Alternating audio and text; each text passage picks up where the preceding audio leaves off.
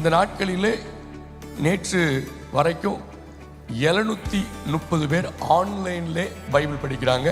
அதுபோல் சபைகள்லேருந்து படிக்கிற கணக்கு வரல. ஒவ்வொரு சபையிலையும் 15, 20, 30, 40 இப்படி படிக்கிறாங்க. இதெல்லாம் சேர்த்தா 1200க்கு மேலே இன்னைக்கு குடும்பமாய் தனித்தனியாய் சேர்ந்து பலருடைய குடும்பத்தில் தொடர்ந்து வேதம் வாசித்து கொண்டு இருக்கிறாங்க.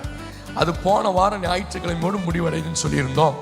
அது நிறைய ஊழியர்கள் என்ன பண்ணாங்க, தொடர்பு கொண்டு, ஐயா இது ரொம்ப நல்லா இருக்குது, முதல் பார்ப்போம், எங்கள் சர்ச்சில் வாசிக்கிறது கஷ்டம் இப்படிலாம் சொன்னவங்க இந்த காரியத்தை சொன்னோன்னே நிறைய பேர் சேர ஆரம்பித்த உடனே ஒரு வாரம் எக்ஸ்டென்ஷன் பண்ணுங்கன்னு சொன்னாங்க. அது இந்த வாரத்தோடு முடிகிறது.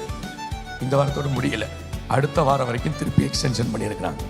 கர்த்தராகிய இயேசு கிறிஸ்துவின் நாமத்தில் உங்கள் அனைவருக்கும் சமாதானம் உண்டாவதாக.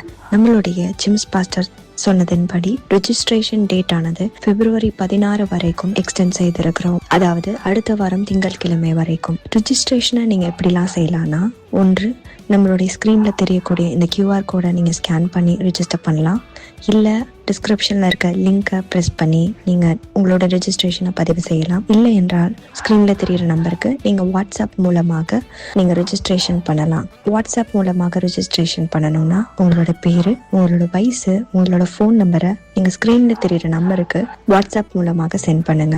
ஒருவேளை ரெஜிஸ்ட்ரேஷன்ல QR மூலமாவோ லிங்க் மூலமாவோ உங்களுக்கு ரெஜிஸ்டர் பண்ண முடியல, கஷ்டமா இருக்கு, ஏதாவது ஒரு டிஃபிகல்ட்டியை நீங்க ஃபேஸ் பண்றீங்கன்னா ஸ்க்ரீன்ல தெரியிற நம்பருக்கே எங்களை காண்டாக்ட் பண்ணலாம்.